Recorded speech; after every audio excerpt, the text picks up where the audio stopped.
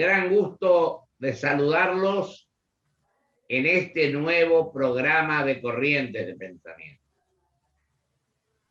Es profunda la satisfacción que siento hoy de que esté en nuestro programa, y lo he dicho varias veces, un argentino que estudia y trabaja buscando que las instituciones se fortalezcan, que la Constitución se cumpla, que fue presidente de la Convención Constituyente en el 94, fue senador de la Nación, y por sobre todas las cosas una gran persona, porque yo tengo un profundo afecto y cariño. Por eso hoy, con la presencia del doctor Eduardo Menem, vamos a analizar, vamos a consultarlo sobre todo lo que está pasando en el país y fundamentalmente también en materia electoral, donde él ha escrito su libro que le significó las felicitaciones, doctorado en, en la tesis, fue en la ciudad, en la provincia de Córdoba. Querido Eduardo, te agradezco mucho tu presencia y vamos a las cosas, como decía Ortega. Así analizamos todo esto que se prorroga, que no se prorroga. Así que después iremos hablando a través del programa. Bienvenido al programa, Eduardo. Buenos días, querido Pocho. Gracias por llamar, siempre con tan generosas tus palabras para presentarme, y estoy a tu disposición para, en fin, lo que pueda aportar desde mi humilde conocimiento. Yo te pediría a vos, Eduardo, primero una pregunta: ¿cómo estás viendo la situación política en este momento, donde se habla de que las pasos se pueden prorrogar, algunos querían eliminarlas, y por el otro lado, las elecciones propiamente? Dejo eso a tu criterio. El tema está bastante complicado, ¿no? Porque se quiere cambiar o modificar el tema de las PASO en el mismo año electoral, lo cual de entrada ya no me parece que sea correcto. Ahora, hay que tener en cuenta dos situaciones. Si se quieren prorrogar por el tema de la pandemia, por un mes, tanto las PASO como las elecciones generales, yo no sé quién puede asegurar que postergándolas en un mes vamos a estar mejor que ahora con el tema de la pandemia, porque hoy no es el momento de hacer buenos pronósticos, ¿no? Como viene esta segunda ola muy fuerte, que está poniendo en peligro o de colapsar el sistema sanitario. O sea que un mes más yo no creo que cambie mucho la situación.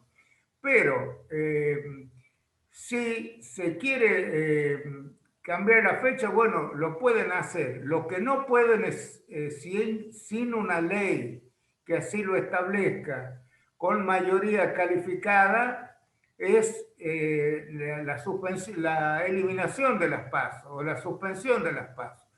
De acuerdo al artículo 77, tercer y segundo párrafo de la Constitución, para eso se necesita una mayoría absoluta de la totalidad de los miembros de ambas cámaras. O sea, si la quieren, digamos, dejar sin efecto, como siempre se dice, por esta única vez, y siempre la única vez sigue siendo así, bueno, yo creo que tienen que conseguir esa mayoría. Ahora, ahí entran a jugar las conveniencias o no de los partidos, ¿no? Ya a uno les conviene, a otros no, a los de provincia de Buenos Aires les conviene, a otros no.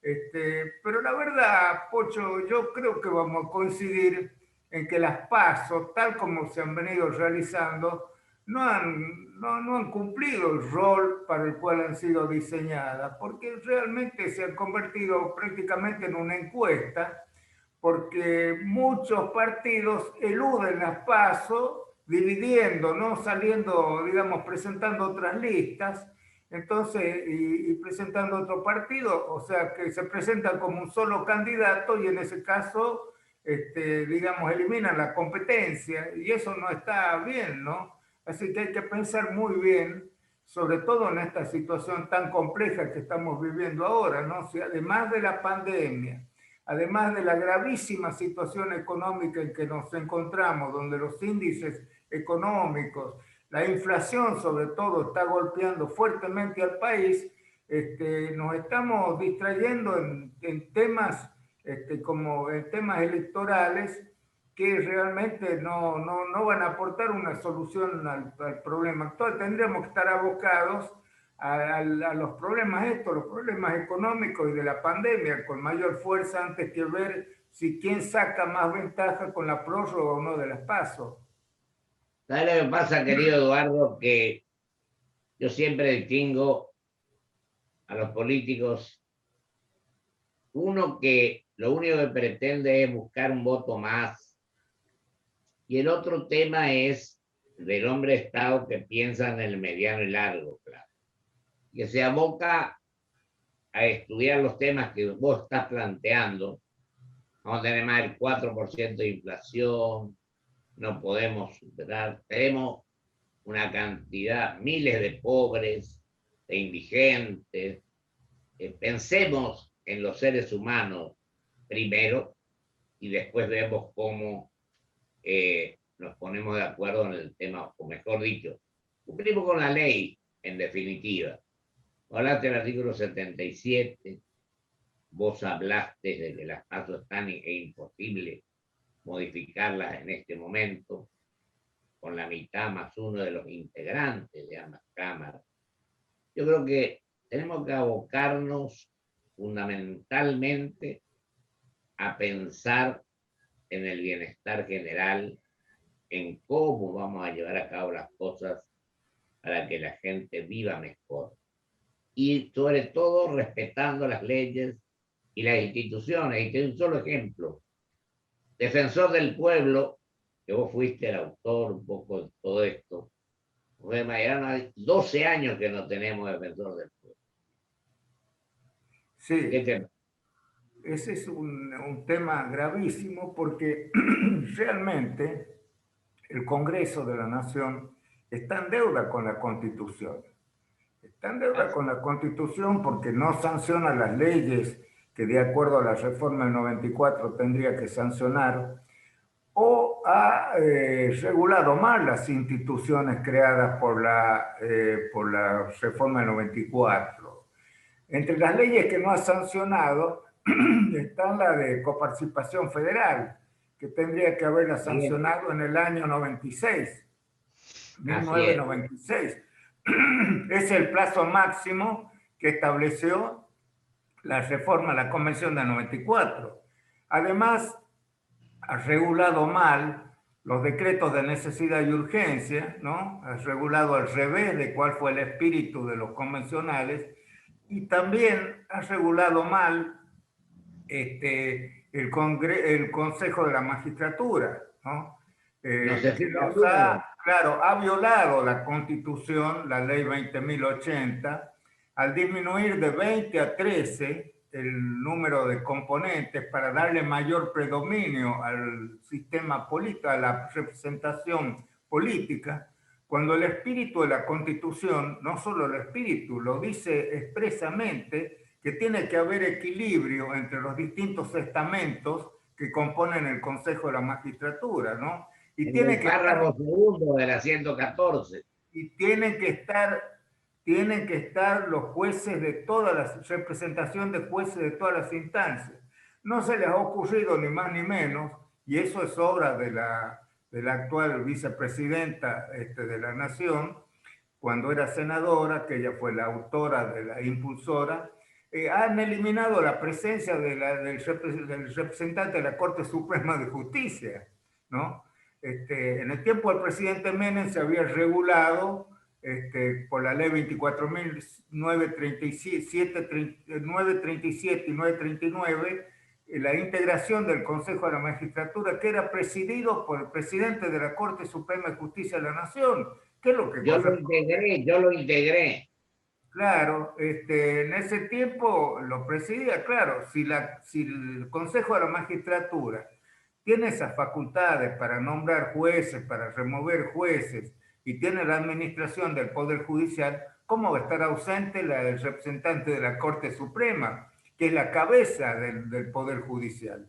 O sea que esas son las deudas. Y el defensor del pueblo ya realmente ya llega a los límites de lo vergonzoso, ¿no? Porque fíjate, Pocho, lo que hubiera sido si tuviéramos tenido un defensor del pueblo en todos estos problemas que se están planteando del medio ambiente, en el tema de esta pandemia, ¿no? Hubiera sido un apoyo, porque el defensor del pueblo defiende los derechos humanos, tiene legitimación procesal, hubiera podido presentar acciones judiciales para que solucionen el tema de las vacunas. El tema de las vacunas es grave, es gravísimo, porque no se han gestionado a tiempo, ¿no? La consecución de las vacunas que fueran necesarias. Si tuviéramos más vacunados, como tendría que haber sido, si se hubieran preocupado, hubiéramos tenido menos muertes, ¿no? Estamos lamentando todos los días. Todavía no han explicado el déficit. Si hubiera un defensor del pueblo, le hubiera pedido explicaciones de por qué pasó con el contrato con Pfizer, que hubiera sido, era el primero, era el que se experimentó en nuestro país, se está vacunando en otros países, en muchos países. ¿Por qué Argentina no? Esa tendría que dar una explicación. O sea Y que el doctor Eduardo y Mayorano cumplió una muy buena tarea en ese aspecto, porque nos catimó, ni se dejó de consultar y pelear o luchar por las funciones que él tenía que llegar. Me acuerdo que vos eras presidente provisional del Senado, cada uno teníamos nuestra posición, pero al final llevábamos soluciones que eran valederas, que eran reales y que servían para fortalecer las instituciones. Fíjate que yo, por ejemplo, comencé siendo un opositor a la reforma de la Constitución y al final votamos la Constitución, sin que implique, por supuesto, que uno se puso de acuerdo en todo. Pero había diálogo, había el propósito de buscar soluciones, dar consenso, pero con convencimiento, no con imposiciones. Creo que esto es lo que vale en definitiva. Yo creo que el hecho de debatir, de analizar las cosas, conociendo los temas y buscando lo mejor para nuestra gente y nuestro país. Efectivamente, eso es porque no se entiende bien lo que es la política. La política tiende a solucionar los conflictos, no a crearlos.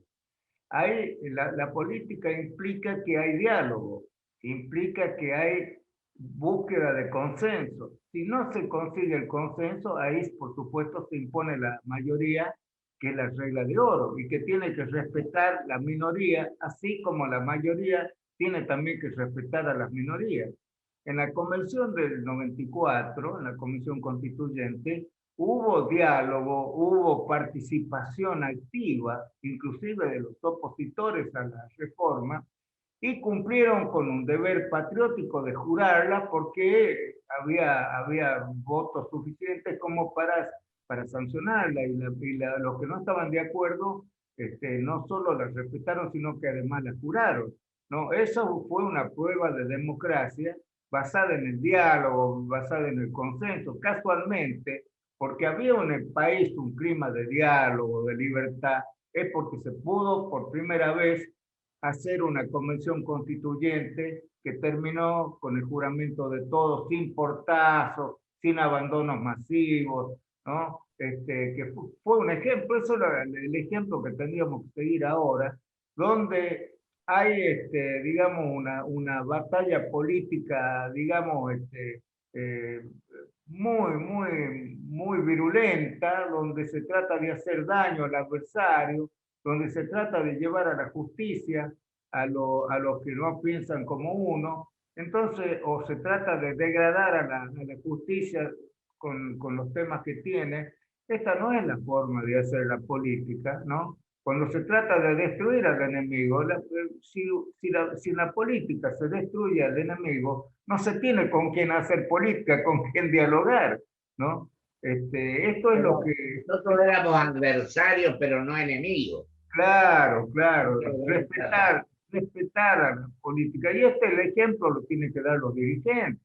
Los dirigentes tienen que tratar de interesar a la ciudadanía también en que actúen en política, que participen más, para que que sea protagonista, para claro. que el habitante se convierta en un verdadero ciudadano que conoce sus derechos, sus deberes, no que sea el mero votante, sino un verdadero ciudadano. En eso tenemos que tratar los que por algún motivo hemos estado en posiciones dirigenciales, de hacer comprender y de hacer docencia de la política. La política no es la lucha, no es lo de Laclón ni de Muffet, que creen que la lucha, y así lo han enseñado, que la política es conflicto. La política es tratar de solucionar los conflictos que surgen en la convivencia de una sociedad. Y yo fui a La Rioja cuando inauguraron la casa de ustedes, la casa Claro, de todos. ese fue un gesto muy bueno que tuviste cuando se inauguró la sede del Partido Socialista en La Rioja, que se Así llamaba es. la Casa de Todos, y el gobernador, el entonces gobernador Menem, te invitó y vos fuiste, pese a ser un adversario, pero no eras enemigo, y participaste, digamos, de eso como tendría que ser. Eso fue un ejemplo que lamentablemente no se sigue.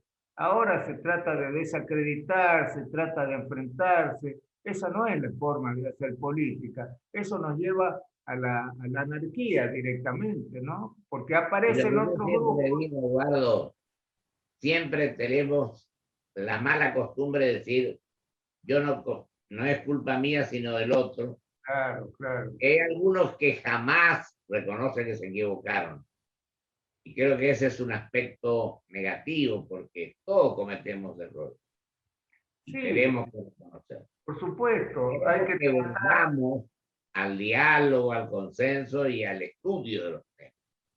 Además, yo siempre pensé, y en eso coincidíamos con el presidente, con el expresidente Menem, que hay que mirar para adelante, no hay que mirar por el... Cuando uno conduce, mira para adelante, y el espejo retrovisor sirve, por supuesto, para, para ayudar a conducir. Pero lo importante es mirar por el parabrisas, ¿no? Haciendo la comparación con el que conduce un auto o conduce...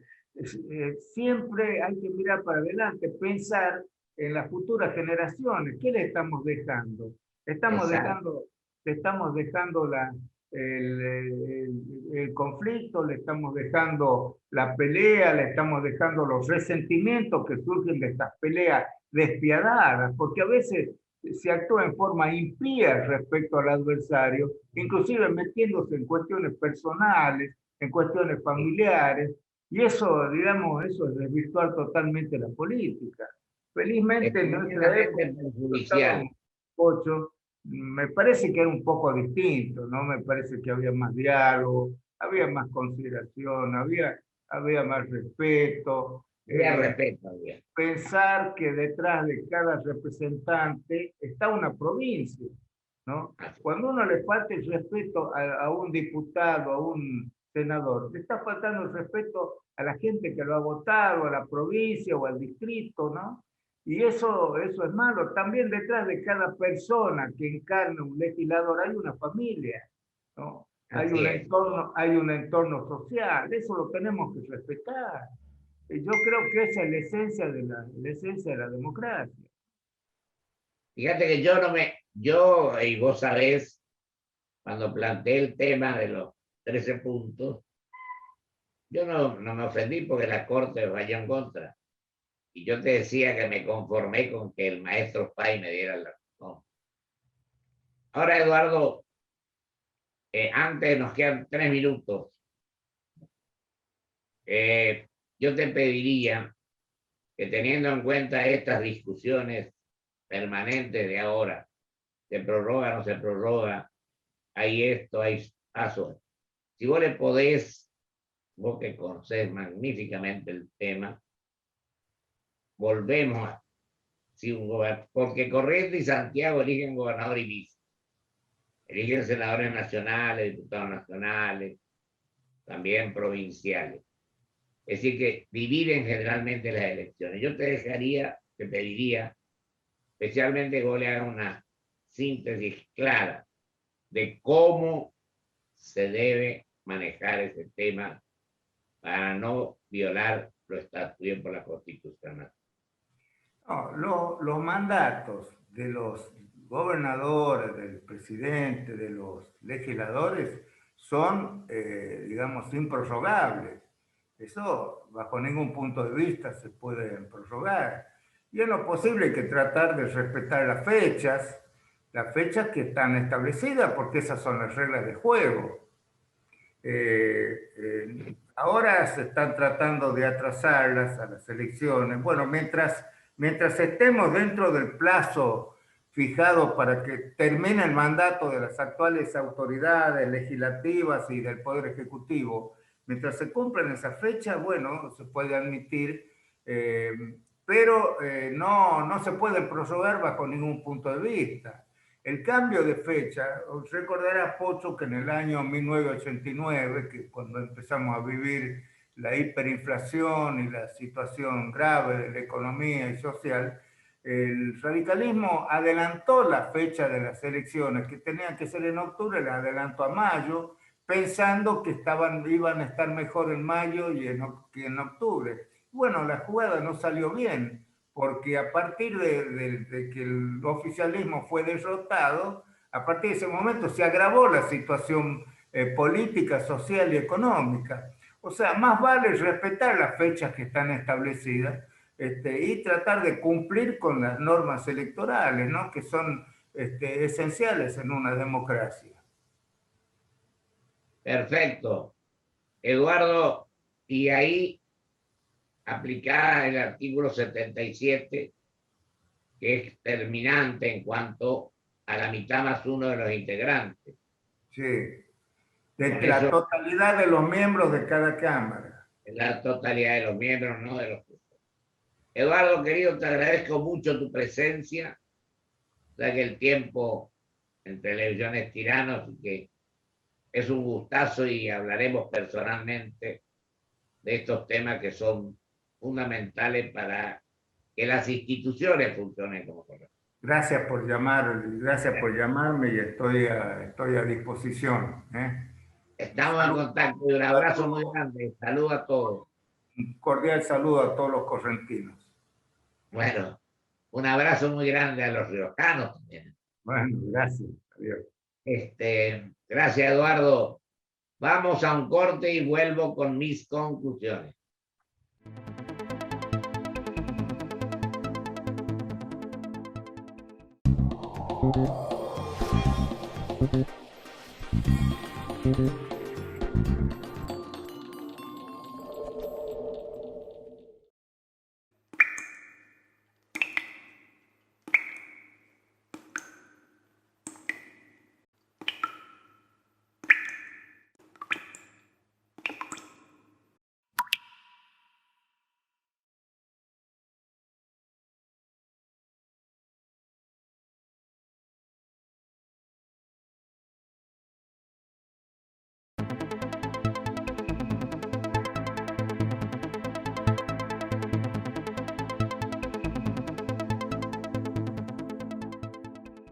Hola, soy Marcos. Quizás me recuerden de las propagandas de Galicia. Bueno, ¿cómo no me van a recordar? Mira qué semblante, ¿eh? Bueno, quería recordarles algo que quizás no recuerdan, y es que pueden elegir cobrar su sueldo en el Galicia. Y si lo hacen, tienen adelanto de sueldo a tasa cero por un año o 12.000 puntos quiero para canjear por lo que quieran. Como ahorros en supermercados, combustibles o viajes a cualquier parte del país.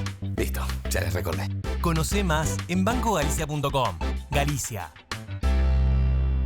Energía renovable para renovar nuestro compromiso. Por eso en Toyota, como parte del desafío medioambiental 2050, nos asociamos con YPF Luz para producir con energía 100% renovable en nuestra planta de Zárate.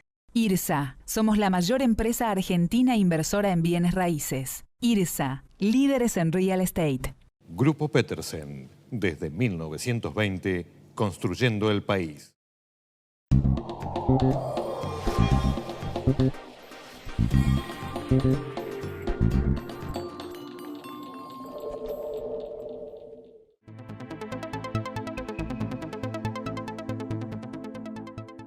Le agradezco mucho al senador Eduardo Menem, que es además un gran amigo, su presencia hoy en nuestro programa.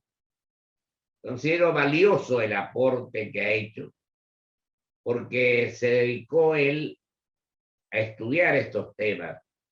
Además fue el presidente de la Convención de Reforma 94, a la cual yo me opuse, pero por supuesto al final llegamos a la conclusión de que teníamos que tener la Constitución y no dejar de jurar como verdaderamente corresponde. Hay algunas cosas pendientes que creo que tenemos que cumplir con lo que dicen las cláusulas transitorias de la Constitución. Pero pienso que el senador Menem la mencionó, Consejo de la Magistratura, Ley de Coparticipación, bueno, etc. Y el Defensor del Pueblo, que hace 12 años que no tenemos. Creo que nuestra obligación, además sería mucho más simple que hiciéramos el auto de conciencia, de constricción, de que la Constitución se ha hecho para cumplirla. Si cumplimos con la Constitución, si seguimos en ese aspecto considerando que aquellos que no coinciden no son enemigos sino adversarios, si practicamos el diálogo, el análisis, el estudio de los problemas y pensamos en el futuro y no que nos seguimos peleando por el pasado, la cosa sería totalmente distinta. Muy favorable a los intereses nacionales, los intereses del país, y no a los intereses de un sector o dos o tres que perjudiquen esto que los seres humanos están esperando que llevemos adelante. Muchísimas gracias. Hasta el próximo programa, si Dios quiere.